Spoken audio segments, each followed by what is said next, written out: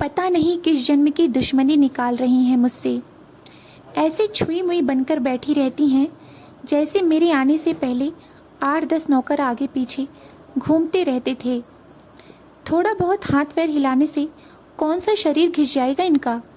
सब कुछ मेरे भरोसे छोड़कर बैठ जाएंगी। बाहर से थक कर आओ और फिर घर में आते ही रसोई में लग जाओ। वंदना खींचते हुए अपना सारा गुस्सा रसोई में बर्तनों पर निकाल रही थी। ऐसा नहीं था कि उसकी सास रुक्मणी जी को बहू के बड़बड़ाने का भान नहीं था, लेकिन वो भी ठिठाई पर थी। बहू की बड़बड़ाहट को एक कान से सुनकर दूसरे कान से निकाल रही थी। वंदना एक पढ़ी लिखी लड़की थी। उसका सपना था कि वो अपने पैरों पर खड़ी होगी। उसने नौकरी के लिए कई जगह आवेदन भी दे रखा था। इस बीच जब उसके लिए अनिकेत का रिश्ता आया तो उसने साफ साफ कह दिया कि वो शादी इसी शर्त पर करेगी कि शादी के बाद उसे अच्छी नौकरी मिली तो कोई उसे नौकरी करने से नहीं रोकेगा। आखिर इतना पढ़ने लिखने के बाद वो घर पर नहीं बैठ सकती। अनिकेत और उसके घर वालों को इस बात से कोई आपत्ति नहीं थी कि उनकी बहू नौकरी करेगी, इसलिए दोनों तरफ से खुशी खुशी ये रिश्ता हो गया। शादी के कुछ दिनों बाद ही वंदना का ज्वाइनिंग लेटर आ गया। जिस दिन वंदना ने अपने ससुराल वालों से कहा था कि वो अब नौकरी करेगी तो उसकी सास रुक्मणी जी ने सारे परिवार के सामने कह दिया था, बहू नौकरी करे इससे मुझे कोई आपत्ति नहीं है। मैं ये भी नहीं कहूँगी कि वो पहले सारे घर का काम करे फिर नौकरी पर जाए, लेकिन मैं भी अब पहले की तरह पूरा घर नहीं संभाल सकती। मुझे सब कुछ मंजूर है, लेकिन मुझसे ये उम्मीद मत करना कि मैं बहू को रोटियां बनाकर खिलाऊंगी। मुझे पता है कि अगर मैं एक बार इस भौर में फंस गई तो जिंदगी भर नहीं निकल पाऊंगी। उस वक्त सबको रुक्मणी जी की बातें सुनकर हैरानी तो हुई थी। उनके पति ने तो ये भी कहा कि मुझे नहीं पता था कि मेरी सीधी सरल पत्नी भी सास बनते ही अपना रूप बदल लेगी। लेकिन इन सब बातों का रुक्मणी जी पर कोई असर नहीं हुआ।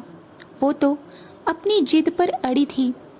खैर, वंदना को तो नौकरी करनी ही थी, क्योंकि घर के थोड़े से काम के लिए वो अपनी इतनी अच्छी नौकरी तो नहीं छोड़ सकती थी। वहीं उसके पति और ससुर जी ने भी नौकरी की इजाज़त दे दी थी, तो वो फिर कहाँ रुकने वाली थी। इस समस्या का ये हल निकाला गया कि घर के कामों के लिए एक काम वाली और खाना बनाने के लिए एक कुक रख ली गई। खाना बनाने वाली सुबह और शाम का खाना बनाकर चली जाती थी। वंदना का काम था ऑफिस से आकर बस खाना परोस देना। यूं ही दिन निकल रहे थे। वंदना की शादी को 2 साल हो चुके थे। अब तो वंदना और बाकी सब घर वालों को इस रूटीन की आदत हो गई थी। लेकिन मुश्किल तो तब होती थी जब कभी खाना बनाने वाली छुट्टी ले लेती थी। ऐसा ही कुछ इन 2 दिनों से हो रहा था, जिस कारण से वंदना खींची हुई थी। ऑफिस से आकर रोटियां बनाना उसे बहुत बड़ा बोझ लगता था। वैसे तो रुक्मणी जी इन दिनों में सब्जियां काट कर बना देती थी, लेकिन बहू के ऑफिस से आने के बाद रसोई में झांकती भी नहीं थी। उस समय वंदना को अपनी बैठी हुई सास बहुत चुभती थी। वो बड़बड़ाती रहती और रोटियां बनाती रहती। बाद में अपनी माँ से फ़ोन पर भर भर कर शिकायत करती, जिसके बाद उसे थोड़ा सा सुकून मिलता था। कुछ दिनों बाद वंदना के भाई की शादी भी तय हो गई। वंदना की होने वाली भाभी भी नौकरी पेशा थी। वंदना की माँ ने सगाई के वक्त ही खुश होते हुए गर्व से कह दिया, भाई मैं तो और सासों की तरह नहीं हूँ जो बहू के आने पर हाथ धरकर बैठ जाऊँ। जब अभी तक पूरा घर संभाल रही थी तो अब क्यों नहीं, मैं बहू को मेरी तरफ से पूरी छूट दूंगी। जब एक माँ अपने बच्चों को रोटियां बनाकर खिला सकती है तो बहू को क्यों नहीं खिला सकती।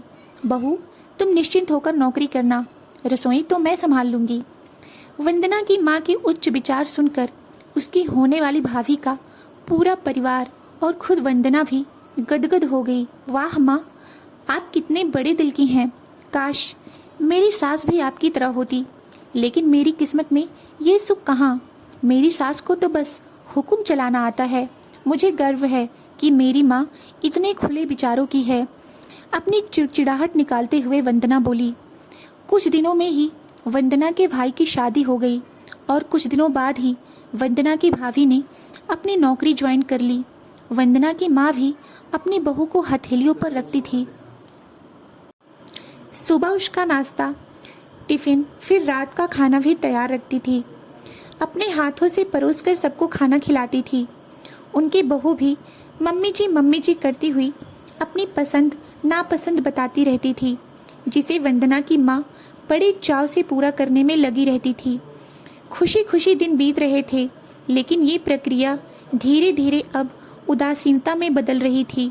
वंदना की भाभी को अब कुछ भी ना करने की आदत पड़ गई थी।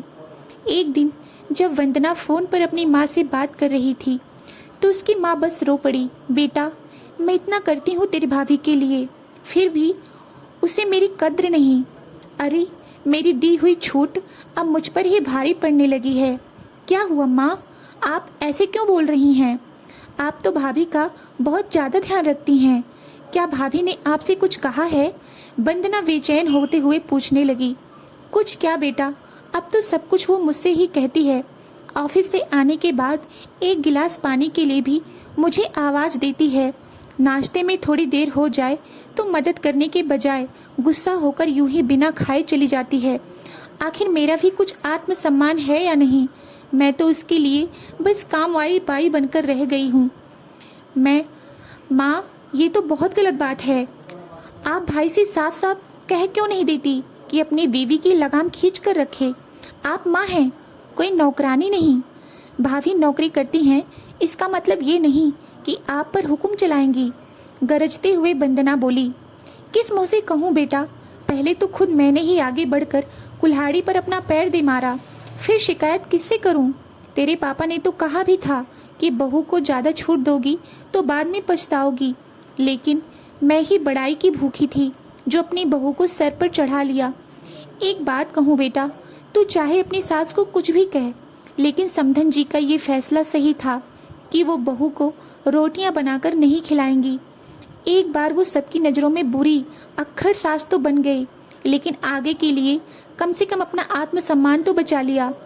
अब ना तो तू उन्हें कोई ताना दे सकती है और ना ही कोई रिश्तेदार। काश मैंने भी शुरू से ही ये घर गृहस्थी की पूरी जिम्मेदारी अपने सिर पर लेने से इनकार कर दिया होता तो आज मेरा ये हाल ना होता। माँ की बातें सुनकर वंदना निशब्द हो गई। भारी मन से उसने फ़ोन रख दिया। बाहर हॉल में आकर देखा तो सास ससुर आराम से बैठकर बातें कर रहे थे। बातें करते करते उसकी सास अपने नाखूनों पर नेल पेंट लगा रही थी, जिसे देखकर ससुर जी उन्हें चिढ़ा रहे थे। अब बुढ़ापे में फैशन करके किसको दिखाओगी?